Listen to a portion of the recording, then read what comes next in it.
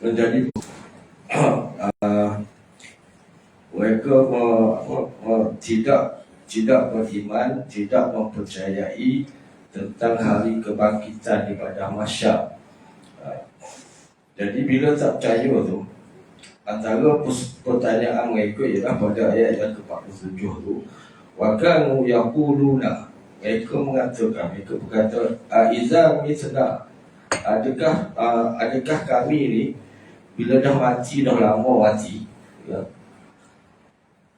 wa kunna turaban wa izaman, badan kami, tulang kami dah hancur pun, dah jadi tanah dah beberapa tahun dalam kubur, inna lamabu'usun, boleh kami dibangkitkan balik, ya. Wahai Muhammad, Allah nak bangkit balik, kita dah hancur pun, ya.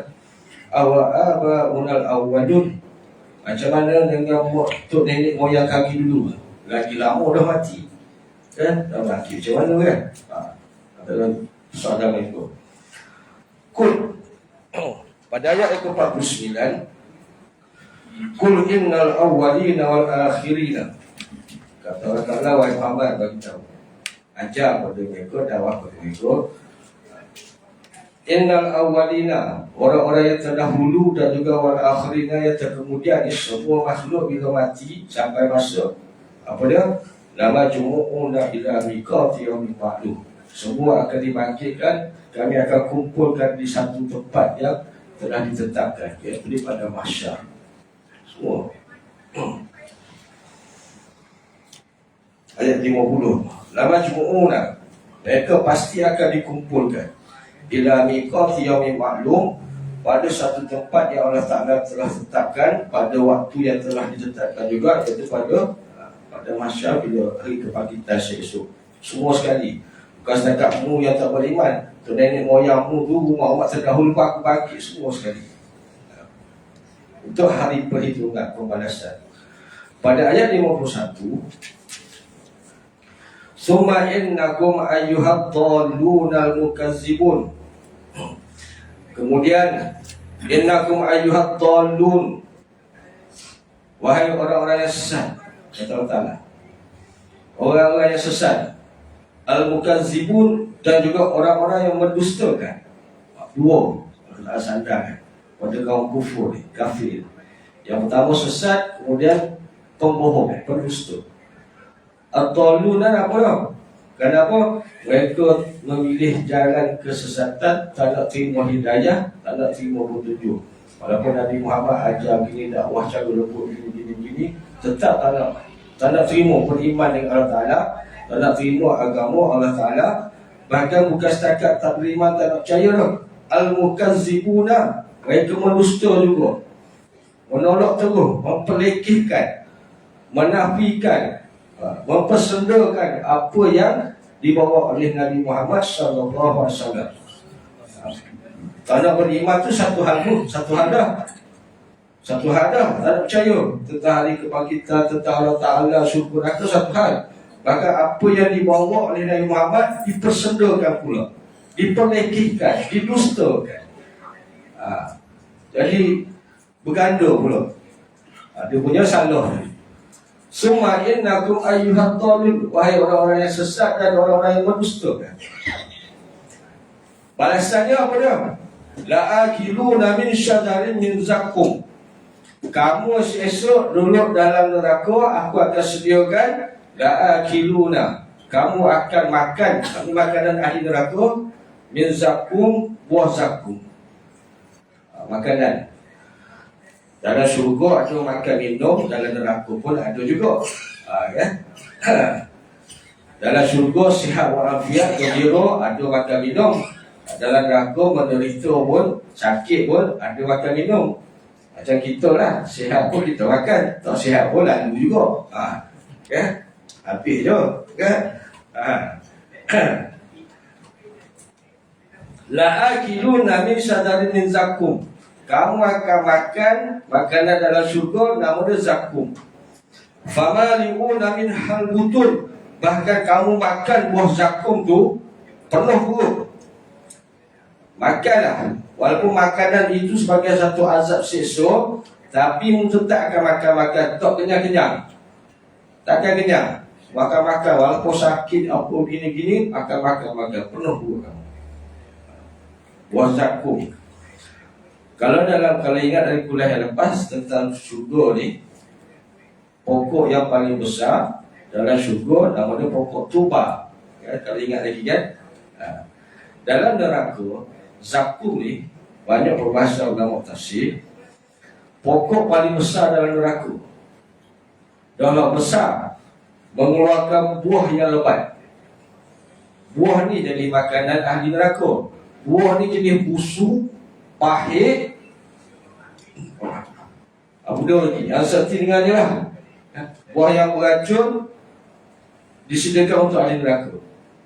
Dan berkuasanya Allah Ta'ala ni, Allah Ta'ala buat, kata ulama tafsir, pokok zakum ni, dia punya pangkal pokok dia duduk dalam api neraka.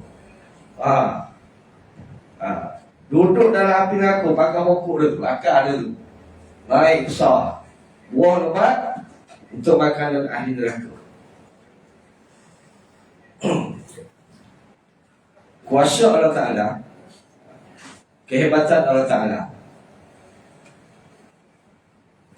duduk dalam api tapi hidup subur pokok. Kan? Kalau dekat dunia duduk dalam api habis tutup tak ada apa lah. Sebab apa Allah Ta'ala buat begitu? Ni hikmah bijaksana Allah Ta'ala, pengasih, pemurah. Api dekat dunia ni, mengikut hadis Nabi SAW yang diriwayatkan oleh Abu Hurairah radhiyallahu anhu, narukum juz'an min sab'ina juz'an min nari jahannam. Api yang kita nyalakan ni, yang Allah Ta'ala beri atas muka dunia ni, juz'an min sab'ina, satu juzuk je, satu bahagian daripada 70 bahagian api. Kila ya Rasulullah, in kanat lakafiyah. Wahai Rasulullah, satu bahagian ni pun perit dah ni. Silai raya mati, terbakar rumah, bakar hutan, boleh mati, perit dah. Api yang satu juzuk ni pun perit dah. Dah cukup dah, lakafiyah, cukup dah bagi kita kan. Qala futilat alaihinna tis'atin wa sittina juz'an. Maka Nabi SAW bersabda, sesungguhnya panas api neraka itu 60 bahagian lebih panas daripada yang kat dunia ni. 69 kali ganda. Satu juzuk api pergi kat dunia. Api dekat dunia ni, Allah Ta'ala beri satu juzuk, satu bahagian daripada 7 bahagian untuk manusia dan yang kedua lain ini ambil manfaat, untuk manfaat manusia. Api dekat dunia ni Allah Ta'ala sediakan untuk manfaat makhluk, tapi manusia. Sebab tu bila api kita guna, letak air, sedap, jadi tarik, jadi teko, ya. Letak ayam atas api, jadi ayam boleh. Sedap, tapi manfaat. Itu kegunaan. Adapun 69 juzuk kepanasan, keperitan, kekuatan api tu Allah Ta'ala buat simpan dekat akhirat. Kerana ciri-ciri api, sifat-sifat api dekat akhirat bukan untuk manusia, bukan untuk makhluk ambil manfaat, tapi untuk beri mudarat kepada manusia. Sedia untuk siapa? Ahli neraka. Allah Ta'ala simpan. Itu sifat api, ciri-ciri api. Beza api dunia dengan api dalam neraka. Dunia satu juzuk untuk makhluk ambil manfaat, kan, nak memasak, kalau nak apa-apa. Habis itu yang terbakar hutan, terbakar rumah, yang itu cerita lain, kan, kecuaian kita, kan, kecuaian kita, kesilapan kita, ataupun ada sebab-sebab yang lain. Tapi asalnya untuk ambil manfaat.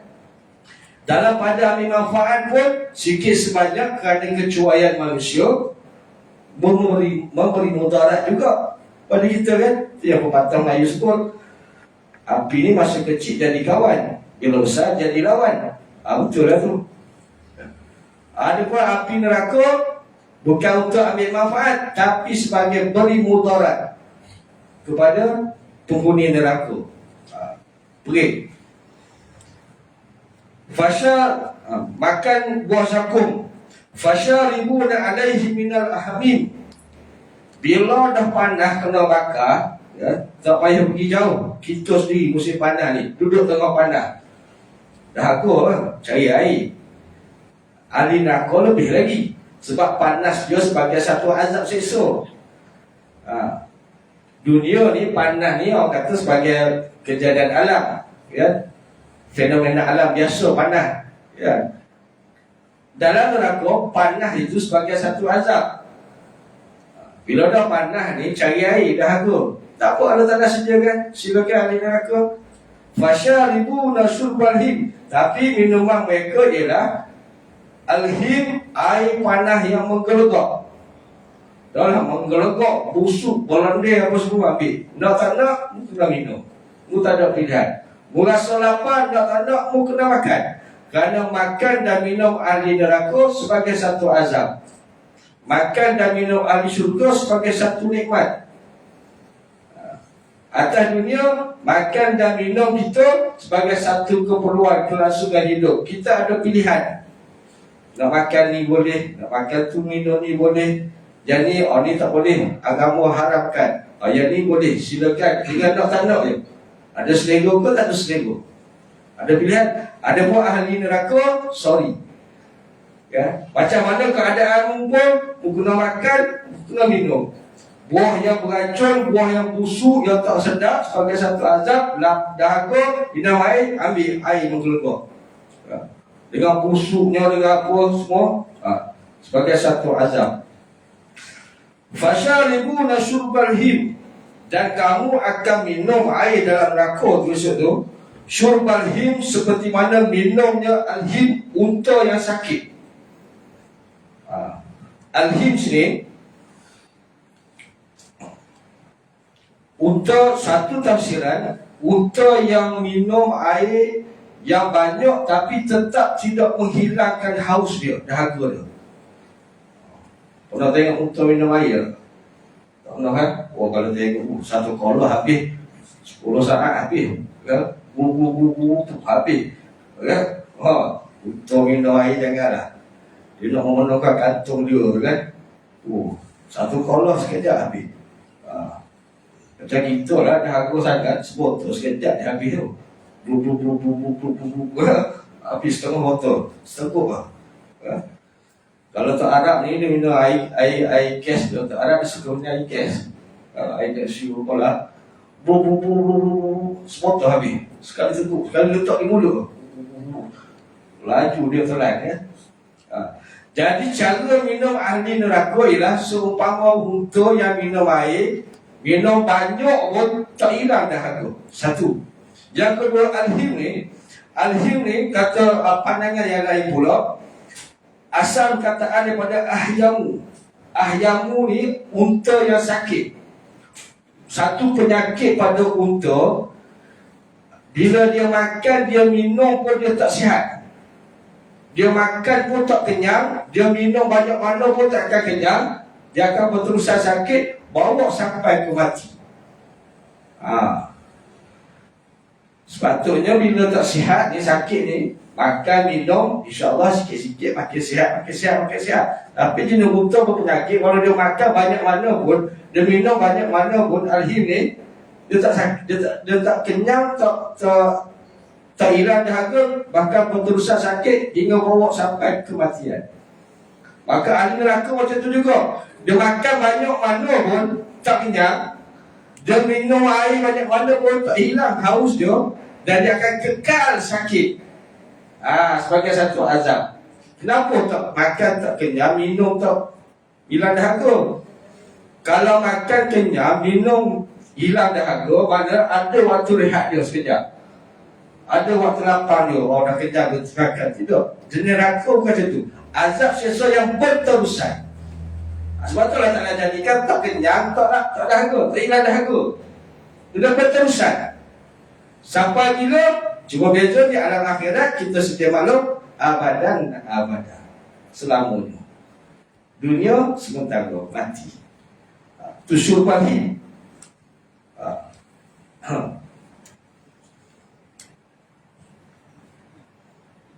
Hadza Hadza nuzuluhum yaumaddin. Inilah dia hidangan yang Allah Ta'ala sediakan pada hari pembalasan untuk siapa? Untuk ahli neraka. Ambil. Api neraka tu satu hal dah. Cerita kuliah lepas kan, cerita tu kan. Api neraka tu satu hal dah. Panas dia sebagai satu azab. Asap yang tebal daripada api neraka tu pun jadi satu siksaan azab juga. Ayat-ayat lepas kita cerita tu, ayat hitam pekat tu, ada tempat berlindung. Nak berlindung sekejap daripada panas api neraka pun tak boleh juga. Pergi ke mana-mana pun tetap akan merasai bahan kepanasan api neraka. Tu ahli neraka. Azab seksa. Tu siapa? Ni. Al-Dhalun Al-Mukazzibun. Mu yang kufur dan juga mendustakan. Neraka ni Allah Ta'ala cerita sikit je. Sampai ayat 56. Masuk ayat 57, Allah Ta'ala beri contoh untuk kita fikir. Kita ni beriman mengucapkan syahadah. Ayo, betul, beriman. Tapi salah jalan, tersalah langkah, ke neraka juga. Ya. Jadi Allah Ta'ala Maha Pengasih Penyayang. Allah Ta'ala bawa ayat ke-57 ni suruh kita fikir. Walaupun asal cerita ni tentang orang kafir. Al-ibrah bi umumil lafzi la bi khususi sabab. Pengajaran itibar umum cerita. Jadi kita kena ambil apa dia? Pengasih penyayang ni Allah Ta'ala suruh kita fikir. Pada ayat yang ke-57, nahnu khalaqnakum falaula tusaddiqun. Mula tak beriman sangat, tak percaya sangat tentang kebangkitan pada mahsyar, bangkit balik manusia, tak percaya tentang azab syurga, nikmat syurga, neraka semua, tak percaya tentang dosa pahala yang Muhammad bawa. Mungkin ingat, nahnu khalaqnakum falaula tusaddiqun. Kami yang telah menciptakan kamu ni, wahai manusia. Falaula tusaddiqun. Mengapa kamu masih lagi tak yakin betul? Khalaqnakum, seni bahasa Arab ni, bila Allah Ta'ala bawa hujah dia, kenapa dia perlu menjadi Tuhan yang disembah? Kenapa semua makhluk mesti bertuhankan Allah Ta'ala? Allah Ta'ala bawa hujah, bawa alasan, bawa dalil, kenapa dia ni berkuasa, hebat dia ni. Bawa pasal manusia ni dengan lafaz khalaqa. Khalaqa maksud sini, nahnu khalaqnakum, kami ciptakan kamu, kami jadikan kamu, bermaksud daripada tak ada kepada ada. Muasal tak wujud, aku wujudkan kamu, aku cipta kamu. Berkuasa. Sifat makhluk, sifat kita manusia, kita mencipta juga. Kita cipta, kita buat meja, buat kursi, buat rumah, apa semua kan. Makhluk ni ada dua. Satu makhluk ciptaan Allah Ta'ala, satu makhluk buatan manusia. Bezanya duduk di mana? Sehebat-hebat manusia, sebijak-bijak manusia, tinggi macam mana pun teknologi manusia, manusia bila dia mencipta sesuatu barang, sesuatu benda, dia menggunakan bahan asal, sumber asal yang telah disediakan oleh Allah Ta'ala. Allah Ta'ala buat bahan asal. Contoh mudah faham, buat meja. Yang canggih dengan teknologi, dengan ilmu ada, buat macam-macam jenis meja. Meja buat pada kayu. Sehebat manusia, sebijak mana teknologi apa semua pun, manusia tak boleh cipta kayu. Manusia ambil bahan asal yang Allah Ta'ala ciptakan, Allah Ta'ala wujudkan. Tebang pokok, buat tu. Adapun Allah Ta'ala, hebat dia sebagai pencipta, daripada tak ada langsung dia buat. Itu khalaqnakum, khalaqa. Jadi mu kena fikir, wahai manusia, kenapa kau nak beriman dengan aku? Asalmu ni tak wujud, aku wujudkan kamu. Allah Ta'ala jelas lagi pada ayat yang ke-58. Afara'aitum ma tunun. Tidakkah kamu melihat? Afara'ai ni asal kata ra'a. Ra'a ni melihat. Dalam Al-Quran ni, kalau kita perasan, Bila Allah Ta'ala suruh kita bertafakur, bermuhasabah, melihat kekuasaan dia, Allah Ta'ala guna dengan perkataan ro'a. Ro'a ni jenis mata kita boleh tengok dengan mata kasar, boleh nampak. Benda tak terselindung, celik mata nampak.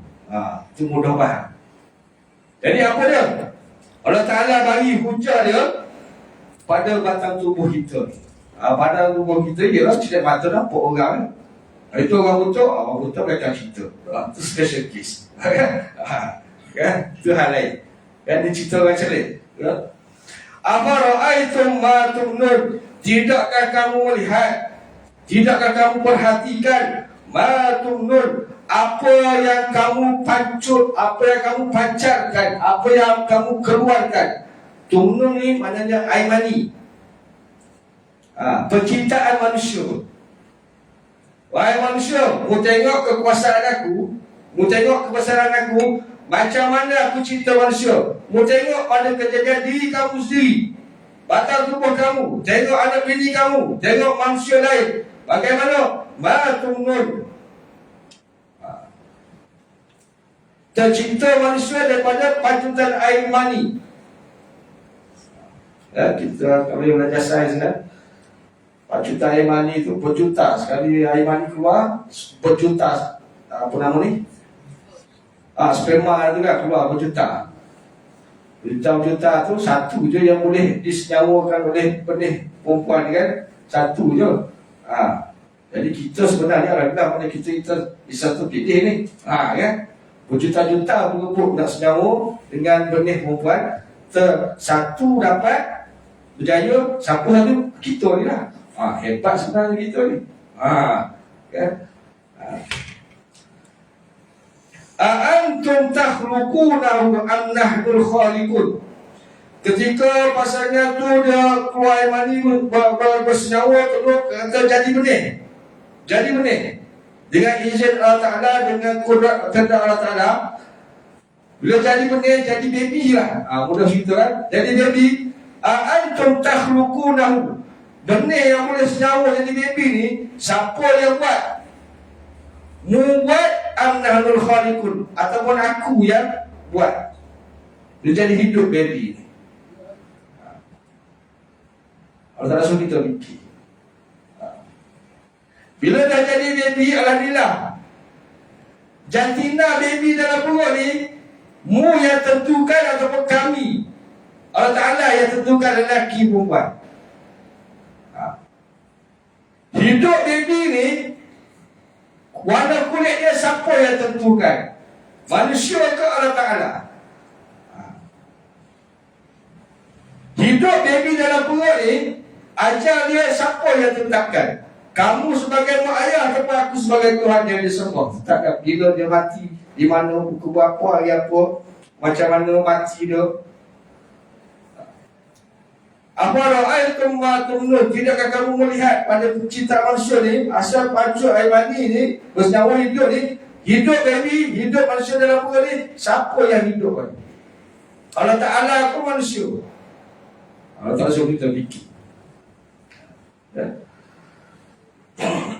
Bahkan bila hidup baby dalam perut ni, perjalanan hidup dia sampai akan datang ni, antara hidup dan mati sesuatu ni, siapa yang tentukan? Manusia ke Allah Ta'ala? Siapa yang tentukan rezeki dia esok? Dia berkahwin dengan siapa? Dia akan buat apa? Bila dia begini, bila begini. Mana perjalanan antara hidup dan mati esok? Kerana siapa yang berkuasa menentukan? Muka aku sebagai Tuhan yang disembah.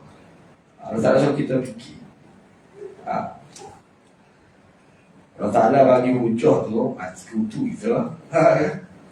Jadi kenapa degil lagi? Nahnu qaddarna bainakumul mauta. Kami yang menentukan, kami yang mentakdirkan mati dia esok. Wa ma nahnu bimasbukin. Bahkan mati dan kami yang tentukan macam mana keadaan, bila, di mana, mati sakit kau, mati sihat kau, mati mengejut ke apa ke, umur berapa, kami tentukan. Wa ma nahnu bimasbukin, dan kami tidak dapat dilemahkan, tidak dapat dikalahkan, ditewaskan. Kami mana Allah Ta'ala lah tu. Okay? Allah Ta'ala itu marilah makhluk macam mana pun tidak dapat melemahkan kekuasaan Allah Ta'ala, kehebatan Allah Ta'ala. Wa ma nahnu bimasbukin. Allah Ta'ala cok tu, manusia makhluk tak boleh lawan aku. Hidupmu dalam perut aku yang buat, dengan takdir aku, dengan izin aku, dengan kehendak aku. Aku nak jadikan baby ni rupa panas macam ni, warna kulit macam ni, keadaannya begini, rezekinya begini, jantinanya begini. Semua Allah Ta'ala tentukan. Kita tak ada. Apa ra'aitu, mu tengok diri kamu tu, apa yang kamu dapat pada kehidupan kamu tu Allah Ta'ala yang beri. Jadi kenapa mengekar lagi dengan Allah Ta'ala? Kenapa tak patuh, tidak taat lagi? Kenapa lupa lagi dengan Allah Ta'ala yang Maha Berkuasa? Sedangkan kebesaran kekuasaan Allah Ta'ala tak payah pergi jauh, ada pada diri kamu. Afara'aitum ma tu'minun, antum takhluqunahu am nahnul khaliqun, nahnu qaddarna bainakumul mauta wa ma nahnu bimasbukin. Pada ayat yang ke-60, kami yang menentukan masa kematian dia, takdirkan waktu dia mati, dan kami tidak akan sekali-kali dilemahkan ataupun dikalahkan oleh mana-mana makhluk. Sebab kami, Allah Ta'ala tu Al-Khabir. Maka Allah Ta'ala bawa ayat nombor 1, dalil kekuasaannya sebagai Tuhan yang patut disembah. Ala an nubaddila amsalakum wa nunsyi'akum fi ma la ta'lamun. Bahkan an nubaddila amsalakum, kami ni berkemampuan. Allah Ta'ala boleh buat kalau nak tukar rupa paras kamu, tukar keadaan kamu. Wa nunsyi'akum fi ma la ta'lamun, dan menciptakan kamu daripada kamu tak tahu, kamu mula nak cerita makhluk lain. Ayat nombor 1 ni, dia macam berpelik sikit. Nak mudah faham macam ni. Kami berkuasa menggantikan kamu dengan yang serupa dengan kamu, dan juga berkuasa menciptakan kamu dalam bentuk kejadian yang kamu tidak mengetahui. Ayat ni ulama tafsir, berkuasanya Allah Ta'ala, ya, Allah Ta'ala boleh tukar rupa bentuk kita ni bila dia berkehendak. Mari surah, sebagai ulama tafsir dia bagi contoh dalam surah Al-Ma'idah. Ada sebagai umat terdahulu Allah Ta'ala tukar rupa bentuk, ayat 60 tak silap saya, surah Al-Ma'idah. Allah Ta'ala tukar kerana kufur kepada Ta'ala, kerana terlampau jahat sangat, Allah Ta'ala tukar jadi babi dan kira datang khanazir, babi dan burung, ya. Tapi satu pandangan yang lain, ni maksud wa nunsya ala an nubaddila amsalakum, kami tukar rupa kamu. Kita ni hidup atas muka dunia dengan umur kita sampai masa kita mati, ya. Kita mati, ya. Semua makhluk akan mati, masuk lubang kubur. Masuk dalam lubang kubur, sampai masuk hancur benda itu, jadi tanah. Pada tunggu kiamat tak tahu bila. Duduk 2-3 hari start dah busuk, kan? Hancur sikit. Jadi makanan cacing dalam tanah lah. Kemudian bangkit pada masyarakat. Bila kita mati ni, ni bab tauhid, kan? Bila kita mati, kita ni kat dunia ada roh, ada jasad. Kita mati, jasad kita mati, tak ada habis. Roh kita hidup ke mati? Roh kekal hidup. Roh kekal hidup. Sebab tu ada azab kubur. Siapa kena bantai? Kita lah. Kita mati dah, roh kita lah. Bila sampai masuk bangkit di padang mahsyar, bangkit di padang mahsyar, Allah Ta'ala bangkitkan roh, beri jasad lain. Tu tauhid kan, buat tauhid kan. Beri jasad lain.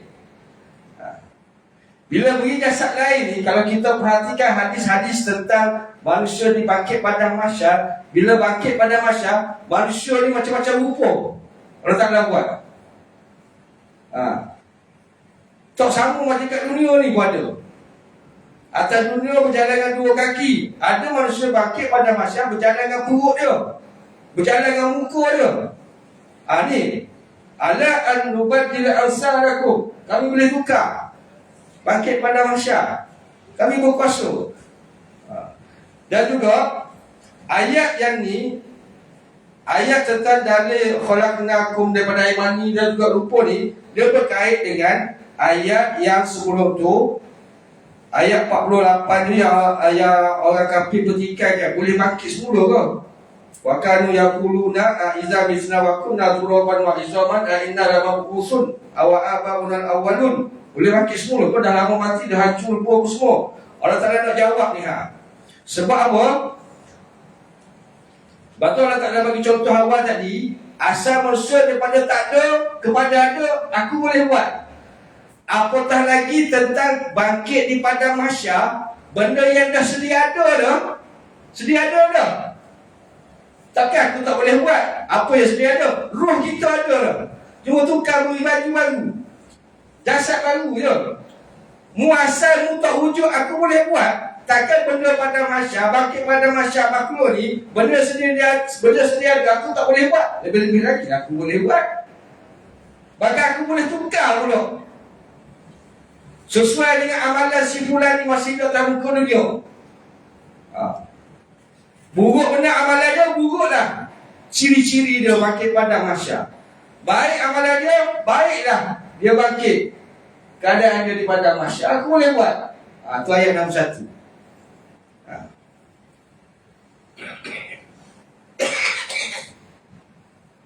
Ada pandangan ulama tafsir mengatakan orang-orang yang beriman bertakwa dibangkit di padang mahsyar esok dalam keadaan yang berseri-seri.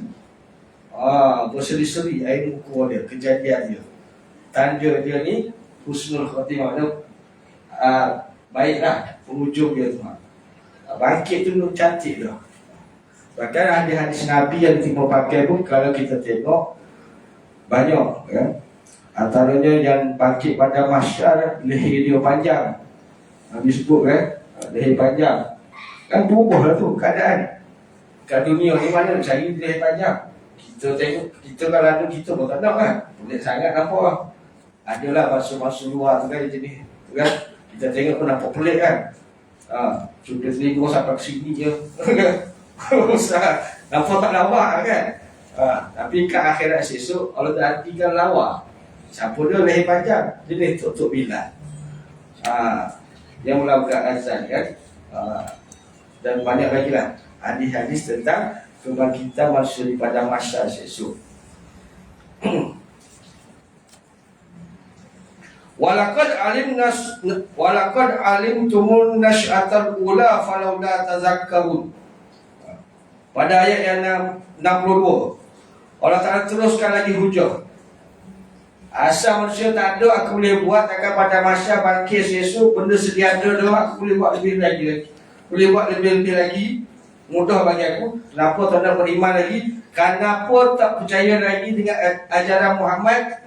Cerita tentang tu, bahkan kamu mendustakan pula, menafikan pula, mempelekehkan pula, menghina pula. Dhalun mukazzibun. Allah Ta'ala teruskan lagi, walaqad alimtumun nasy'atal ula falawla tazakkarun. Pada ayat yang ke-62. Walaqad alimtum, sesungguhnya kamu telah pun mengetahui, kamu sedar, kamu ada ilmu dah. Nasy'atal ula, tentang penciptaan pertama kamu. Kamu tahu dah cerita asal mu tak wujud. Allah Ta'ala wujudkan, macam mana cara Allah Ta'ala wujudkan, mu tahu dah cerita dah. Falawla tazakkarun. Tapi kenapa masih lagi berdegil, tak nak ambil tazkirah, tak nak ambil peringatan, tak nak ambil iktibar, masih lagi ingkar kepada Allah Ta'ala. Mu tahu dah cerita kejadian kamu ni. Allah Ta'ala tanya. Mu tahu dah. Bagaimana Allah Ta'ala buat gini. Kenapa tak nak ambil tazkirah? Kenapa masih kufur kepada Allah Ta'ala? Kenapa masih ingkar kepada Allah Ta'ala? Kenapa masih lupa lagi akan Allah Ta'ala? Sedangkan kamu tahu dah.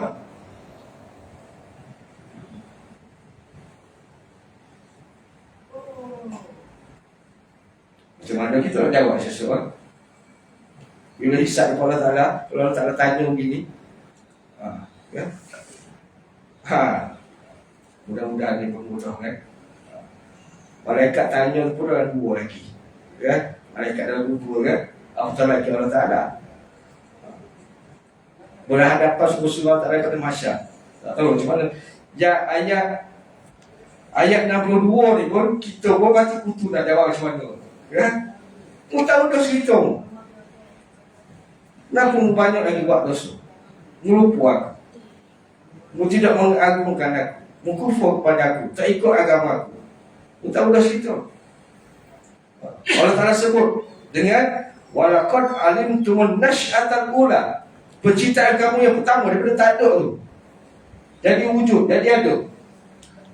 Apatah lagi yang selepas ada tu lebih-lebih lagi ya, dengan rezeki kita, dengan umur kita, rupa paras kita, hidup kita, beri udara, beri segala-gala je. Baru cerita ni, mu tahu asal mu tak wujud, aku wujud. Tu pun mati kutu lah kita lah, lemah kita lah. Mudah-mudahan Allah tak belajar kita dari beriman ya. Terima segala amal kita. Ayat yang ke-63. Afara'aitum ma tahrusun. Allah Ta'ala buat hujah. Hujah yang kedua. Yang pertama tentang kita. Afara'aitum ma tahrusun. Mu tak tengok pada perkara apa yang tahrusun yang kamu tanam. Kamu dah cucuk tanam atas muka dunia. Jinak apa yang minat pokok urus lah, pokok puding lah, ya? Tanam pokok rambutan, pokok ni, tanam sayur. Jenis mu tanam tu mu tak tengok ke? Mu tak fikir ke? Allah tak ada bawa dalam Quran. Ya? Afara'aitum ma tahrusun. Apakah kamu tidak melihat, tak ambil pengajaran, tak ambil iktibar, melihat kekuasaan Allah Ta'ala ketika mana-mana? Ketika mana? Tahrusun, apa yang kamu tanam. Ketika kamu tanam. Antum tazra'unahu. Adakah kamu yang menumbuhkan tanaman itu, yang menghidupkan tanaman itu? Am nahnu zari'un. Atau kami yang menumbuhkan, kami yang menghidupkan tanaman. Kita ni minat menanam pokok bunga, beli anak pokok, ya? Beli anak pokok, beli anak benih. Hidup tu Allah Ta'ala tanya, hidup tu mu yang bagi hidup ke aku bagi hidup? Kemudian satu. Yang kedua, ayat 62 ni Allah Ta'ala guna dengan harosa, tahrusun, harosa. Harosa menanam. 64 tazra'unahu, asal kata zara'a. Zara'a, harosa, zara'a. Kita orang Melayu, harosa ke zara'a ke kita sebut tanam. Sama dia. Zara'a pun tanam, harosa pun tanam. Dalam segi bahasa Arab dia lain maksud dia. Sebab tu dalam satu riwayat hadis Nabi SAW, la takunu tahrusuna, la takulu tazra'un. Jangan kamu katakan kamu ni menanam dengan lafaz zara'a. Walakin qulu, tapi katalah kamu menanam dengan tahrusu, dengan harosa. Sebab harosa ni jenis tanam, kita tanam pokok, kita tanam benih, tapi hidup anak pokok tu, hidup benih tu zara'a. Dia ada beza dari sudut bahasa Arab. Dalam hadis riwayat Nabi darah, ya. Tapi sebab kita orang Melayu ni kita baca tanam tu. Zara'a pun tanam, harosa pun tanam, tak ada masalah. Ini dari sudut bahasa dia. Sebab tu ayat ni bila tanam harosa, bila hasil dia tu hidup zara'a. Dia ada beza. Sebab tu Allah Ta'ala tanya, benda yang mu tanam dengan harosa, bila nak hidup Allah Ta'ala tanya balik dengan zara'a. Sebab yang hidup tu siapa? menghidupkan benih itu siapa? Allah Ta'ala. Bukan kita. Ya? Kita hanya ikhtiar supaya tanaman kita subur, hidup. Bubur racun, jaga bagi serigala, air, gini. Dalam pada jaga elok pun, dengan izin Allah Ta'ala, kalau jadi, jadilah. Kalau tak jadi, tak jadi juga. Jadi yang hidup tu siapa? Sebab tu Allah Ta'ala tak tanya siapa yang menanam. Allah Ta'ala tanya siapa yang menghidupkan. Tanam tu dah kita, tapi yang menghidupkan siapa? Sebab tu Allah Ta'ala tanya siapa yang menghidupkan tanaman ketika kamu bercucuk tanam. Harusah am nahnu zalimun, ataupun kami yang menghidupkan tumbuh-tumbuhan yang kamu tanam. Cerita salafus soleh, cerita dulu-dulu lah, kan. Dia ni orang soleh, orang alim, soleh. Bini suruh pergi kedai beli buah. Dia pun ambil duit, tak banyak cakap. Dia ahli ibadat, orang soleh. Beli buah. Pesan, beli buah. Dia pergi pasar beli. Bila beli tu, yalah, bila nak beli untuk nak bagi bini makan, istilah dia nak yang buah yang manis, yang sedap, apa semua, dia pun beli. Tanya penjual, mana buah yang sedap, dia kata ni ambil. Bawa balik ke rumah. Belah buah, potong buah, makan, tak sedap. Tawa. Marah bini, popek. Apalah abang ni beli buah mahal bini tak sedap. Dah pesan dengan beli yang sedap, manis bini yang bazir tu. Bini dia mesti popek. Laki dia relax. Orang soleh. Relax. Lalu bebe, bini popek. Sekali tak tahan, dah habis dah. Apa dia? Macam ni lah. Awak nak buah, saya beli dah. Saya bila beli buah ni, sebab awak minta, isteri tercinta, saya nak mestilah buah yang terbaik untuk bini saya makan. Jadi bila makan ni tak sedap, mana saya nak tahu tak sedap buah tu.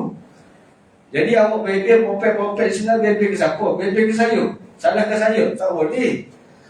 Saya pun tak tahu. Keinginan saya nak yang terbaik. Jadi awak bebe dan bisi tadi mesti mu bebe kau penjual. Kalau awak bisi ke penjual, dia popek penjual, tak boleh juga. Tak kena juga. Sebab dia sebagai penjual, dia mesti nak jual yang terbaik. Dia pernah yang jujur. Aku kenal dia, orang baik. Dia nak khas apa, barang jualan tu yang terbaik untuk pelanggan dia. Jadi mu popek di sini mu bebe siapa sebenar?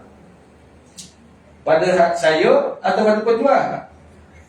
Ni tak lain tak bukan, laki dia kena balik.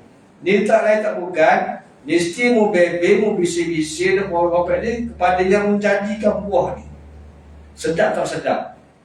Kalau begitulah kadang-kadang baik mu tobat. Baik mu tobat. Itu tasawuf. Sebab Allah Ta'ala yang ceritakan. Tapi jangan selalu guna cerita tu. Selalu guna cerita tu lain jadinya, kan? Selalu guna cerita tu. Cerita tu pengajaran dia sebenar. Yang pertama, yakin tentang Allah Ta'ala tu. Yakin tentang rezeki. Jangan selalu guna. Kalau selalu guna nanti kan sedap lah kita asyik menipu orang. Bila orang marah, kita kata ni takdir Allah Ta'ala begini, jangan marah. Habis lah. Dia tak apa. Dia orang soleh, orang beriman, kuat dia punya. Kita ni dalam dua lagi, kan beli ikan yang bising, popek. Beli lauk tak sedap, balik rumah kan tak sedap, popek. Kita pun sambil penjual kan, siapa suruh masa tak sedap, marah ke penjual kata gini tak boleh. Kita kalau salah guna cerita-cerita begitu, lebih banyak menipu daripada jujur. Tapi kisahnya begitulah pengajaran dia, kan. Tasawuf. Bila tasawuf tu tawakal kepada Allah Ta'ala tertinggi. Kisah dia. Allah Ta'ala sambung lagi, InsyaAllah sikit lagi satu ayat lah. Lau nasya'u ja'alnahu hutaman fazultum tafakkahun. Pada ayat yang ke-65. Lau nasya'u, sekiranya kami kehendaki, kata-kata. Sekiranya aku nak buat macam mana? La ja'alnahu hutaman.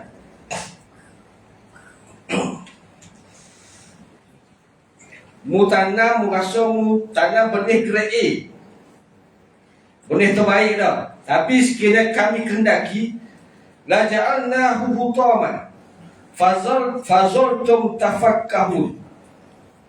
Kami boleh jadikan, walaupun mu tanam yang jenis grade A, jenis kualiti terbaik, benih itu tak ada apa-apa manfaat untuk kamu. Hasil dia tak ada pun. Hutaman ni maknanya ibaratnya anak benih yang tidak ada apa-apa khasiat, yang tak jadi, anak benih tak jadi. Bila tanam, pilih anak benih yang grade A, yang mahal pada kita. Tapi kalau Allah Ta'ala tak izinkan untuk hidup tu, tak jadi. Kami boleh buat macam tu. Hutaman ni mana kosong. Anak benih tu kosong, tidak akan datang, dia tidak memberi apa-apa hasil pada kamu. Walaupun kamu pilih itu yang terbaik, yang tu grade A apa semua. Tapi kalau lau nasya'u, sekiranya kami kehendaki, kami boleh jadikan, walaupun grade A dia tak ada apa-apa, tak ada nilai, jadi tak hidup, tak subur. Fazultum tafakkahun. Bila tak ada hasil, tanam dengan harapan hasil yang baik. Sebab banyak Nabi modal, anak benih baik, beli baju yang baik, jaga budak gini-gini kan, dengan harapan dapat hasil yang baik. Tapi Allah Ta'ala kata tak, aku tak izinkan. Kalau aku nak buat gitu dan jadi sungguh gitu, fazultum tafakkahun, kamu akan berada dalam keadaan tercengang-cengang, heran, tulis ayat panu pula sama silap tak jadi. Tu maksud dia. Rasa buat okey dah kan, kena cara, kenapa tak hasil dia tak okey lagi ni. Tu fazultum tafakkahun, kamu akan terheran-heran, tercengang-cengang, tertanya-tanya, mana lagi salah silap, mana lagi tak kena ni, pada buat salih baik lah. Tu maksud dia. Lau nasya'u, sekiranya kami kehendaki, kata Allah. Inna lamukramun, dan sesungguhnya kamu benar-benar orang yang menanggung kerugian. Betul, rugi sungguh. Habis modal saja. Tanam pokok durian benih 20 tahun nunggu, satu hasil biji pun tak ada. Tanam sayur, tanam gini ya. Lau nasya'u, sekiranya kami kehendaki. Jadi siapa yang berkuasa? Allah Ta'ala ke manusia? Allah Ta'ala. Jadi kenapa kamu masih ikat kepada Allah Ta'ala? Kenapa kamu masih kufur kepada Allah Ta'ala? Bahkan kenapa kamu lupa akan Allah Ta'ala? Kalau begitu sekali kekuasaan Allah Ta'ala dan begitu sekali lemahnya kamu sebagai manusia, kenapa kamu lupa, kamu yang lemah, lupa kepada yang berkuasa? Kenapa kamu yang lemah tidak takut kepada yang berkuasa, yang maha berkuasa, sedangkan kamu tahu benda itu?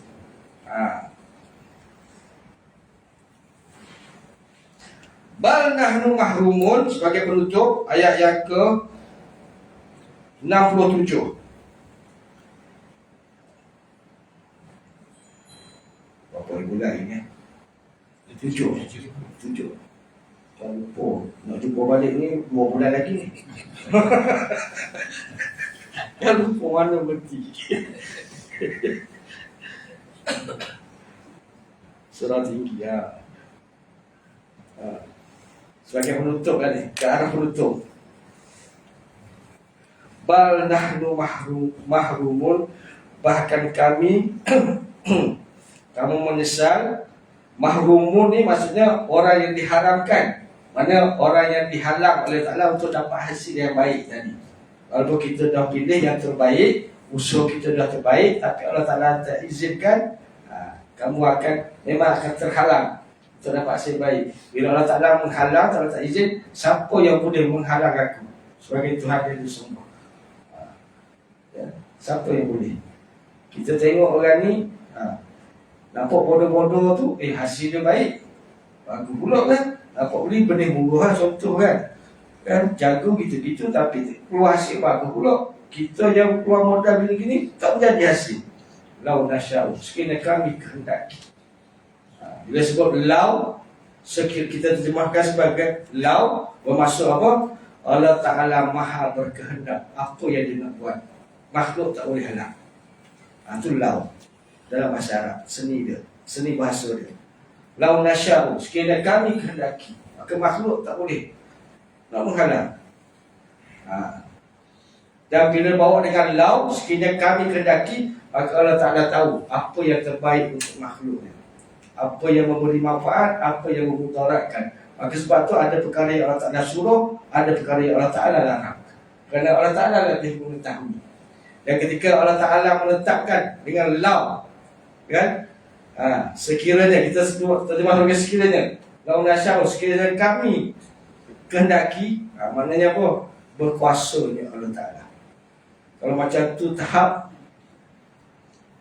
macam tu dunia tahap tu, kenapa kita masih lagi tidak taat pada Allah Ta'ala, masih lupa Allah Ta'ala, masih tidak patuh pada Allah Ta'ala, masih tidak berikhtiar menjadi hamba Allah Ta'ala yang terbaik. Sedangkan Allah Ta'ala cerita banyak benda. Hujung dia apa? Apa nak jawab di hadapan Allah Ta'ala sesuatu. Kan? Itu dia. Sebagai penutup pada ayat yang ke-6, 67. Ayat 68 tu dia cerita pasal air pula. Afara'aitumul ma'allazi tashrabun. Kamu tak lihat kan? Tak lihat kan pada air yang kamu minum? Kalau pula kita hujung situ. Kan? Tiga benda. Allah Ta'ala suruh kita tadabbur dan tafakkur kejadian kita pada pokok kayu dan air yang kita minum. Itu semua jenis makhluk tak boleh nak buat. Allah Ta'ala aja yang boleh buat. Dan seumpamanya itu insyaAllah lah rezeki kita sambungkan ni kan. Dan sebagai penutupnya sempurna Ramadan, insyaAllah 5 minit boleh kan? Nak jumpa lagi lambat pula kan. Kita ni, ini tazkirah untuk saya juga lah. Kita ni tuan rumah. Tiba-tiba kita dapat berita ada tetamu nak datang rumah kita. Ada tetamu datang rumah kita. Dalam nak menyambut tetamu, nak menerima tetamu kan, ada beberapa keadaan gagam tuan rumah ni. Bila dengar dapat WhatsApp tu telefon kata, minggu depan, hujung minggu ni aku nak datang ni rumah umur kan. Nak datang ni dan ziarah jalan-jalan kan. Keadaan yang pertama tuan rumah, bila dengar ada tetamu nak datang ni, dia seronok. Okey boleh, sila-sila. Bawa lah adik aku semua, kita makan nasi sini. Dia seronok. Seronok menerima tetamu. Tak kira lah siapa tetamu pun, kan? Asal semua datang dia seronok. Kenapa dia tahu? Dia sedar tetamu tu bawa berkat, orang kata kan? Bawa berkat. Kalau tak bawa berkat, ada kata tak ada berkat pun tak apalah. Seronok menerima tetamu ni. Datang rumah. Itu yang pertama. Yang kedua, ada tuan rumah yang jenis, bila dia nak terima tetamu ni, okey datang. Tapi sambutan dia tak ala kadar gitu. Kan? Jemput pun tidak, halau balik pun tidak. Biasa-biasa je. Nak datang, okey boleh. Silalah. Ala kadar. Kan? Yang ketiga, ada tetamu, ada tuan rumah ni, bila tahu tetamu nak datang, belum datang lagi, baru bagi tahu 2 hari lagi nak datang, minggu depan kan, dia dah gelisah dah. Dia kening dah, sudah nak mari rumah aku dah. Gelisah dah, berkeruk kening, sakit kepala dah. Gelisah dah, nak terima tetamu. 3 keadaan. Sama lah juga macam kita ni, Ramadan. Ramadan ni tetamu istimewa. Sebab tu kalau orang Arab ni, sebulan sebelum Ramadan ni, dah lama dah, dia mula start kain-kain rentang apa semua. Marhaban Ramadan Karim, selamat datang Ramadan yang mulia, selamat datang Ramadan yang mubarak, Ramadan yang diberkati. Dia seronok nak menyambut Ramadan. Tapi tak apalah, tu budaya dia. Kalau bandar-bandar ni pasal lampu warna-warni, lidak-lidak ni, sepenuh nak menyambut raya. Nak menyambut raya, puasa. Kan? Seronok. Sebab tahu keberkatan yang ada pada bulan Ramadan. Allah Ta'ala beri khusus untuk umat Nabi Muhammad SAW. Dengan tu kodanya, dengan amalan berlipat kali gandanya, pintu langit dibuka, syaitan iblis diikat, apa semua kan. Kita sudah maklum mana istimewanya tetamu Ramadan dah datang. Seminggu lagi lebih kurang. Seminggu lagi. Bawa keberkatan, bawa kemuliaan khusus Allah Ta'ala beri pada umat Nabi Muhammad SAW. Jadi kita sebagai tuan rumah ni, kita nak jadi tuan rumah yang macam mana ni? Ada 3 ni. Nak menyambut Ramadan dengan seronok ke? Oh, Alhamdulillah seronok, Alhamdulillah. Gaji sikit kan. Mudah-mudahan Ramadan tahun ni gaji aku, gaji aku sikit lagi. Dia punya seronok tu. Kerana nampak pada keberkatan yang semua. Keistimewaan pada Ramadan. Ada sebagian orang macam tu. Dia tak sabar. Sila akhir bulan ni lah Ramadan terakhir dia. Lepas ni tak ada dah harapannya. Ya? Tak tahu lagi lah akan datang. Jadi seronok menyambut Ramadan. Dan tak mustahil juga ada yang jadi tuan rumah yang kedua tadi. Dia datang Ramadan macam mana pun macam tu lah dia. Endah tak endah begitu. Dia peduli apa? Ya? Oh, puasa dah. Oh, okey. Kena beli baju raya dah ni. Dia tak kisah. Gagal manusia bukan nak cerita betul salah, nak cerita perangai kan. Gagal. Ada tak macam tu kan? Dia tak kisah. Dah bertemu balik Ramadan. Rasa macam sekejap je Ramadan tahun lepas. Dia tak kisah. Kalau yang seronok lah. Kalau yang orang berniaga pun dia seronok juga. Tak kisah pada seronok. Yang pertama, yang kedua, jadi tak kisah. Maka datang Ramadan macam tu je lah. Dan ada yang ketiga, bila datang Ramadan ni gelisah dah. Sudah. Mulalah segala penyakit nak keluar. Kan? Gastrik, sakit perut, sakit kepalanya. Gelisah. Geng-geng plastik hitam ni. Kan berlanti kan?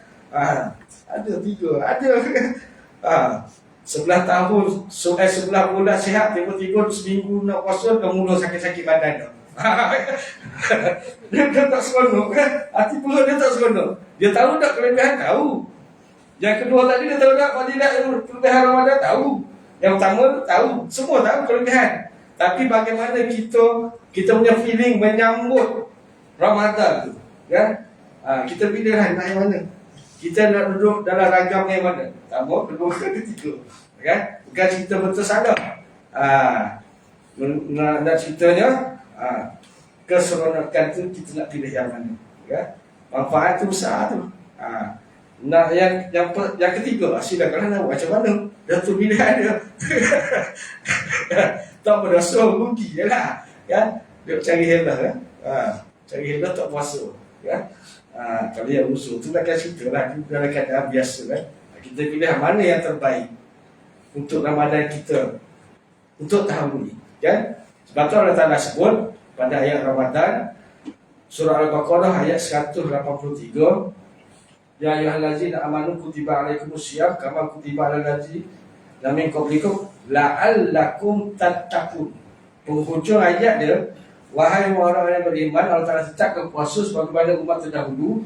Penghujung ayat dia apa dia? Ganjaran Allah Ta'ala sediakan kepada orang yang benar-benar puasa yang solid betul ni, yang Allah Ta'ala terima puasa dia. Dia buat yang terbaik yang Allah Ta'ala terima. La'allakum tattaqun. Dengan sebab Ramadan ni boleh jadi orang yang bertakwa di sisi Allah Ta'ala. Yang tu kita nak sebut takwa. Dengan sebab Ramadan ni rupanya kita jadi rajin ibadat kan? Kita rajin bini. Sebelum ni rajin dah, ni tambah lagi power kan? Jadi rajin, jadi lebih ikhlas bini. Maklumlah, boleh jadi ni Ramadan terakhir kita. Jadi kita buat yang terbaik, Allah Ta'ala terima, Alhamdulillah. Mudah-mudahan tercapailah la'allakum tattaqun. Dengan sebab tarbiyah Ramadan. Mudah-mudahan kita dapat manfaat bersama kan Ramadan akan datang. Mana yang kurang daripada kelemahan diri saya sendiri, insya-Allah lah kita sama-sama lah jadi yang terbaik di sisi Allah Ta'ala. Peluang Allah Ta'ala beri sama gantung, tinggal kita nak tak nak dia, sama ada manfaat ke mudarat, ujungnya kita yang akan tanggung sendiri kan. Dan mudah Allah Ta'ala bantu kita menjadi hamba yang soleh dan diterima segala amalan kita hingga ke hari ini. Aku lupa li hadza wa astaghfirullah li wa lakum. Assalamualaikum warahmatullahi wabarakatuh. Waalaikumsalam.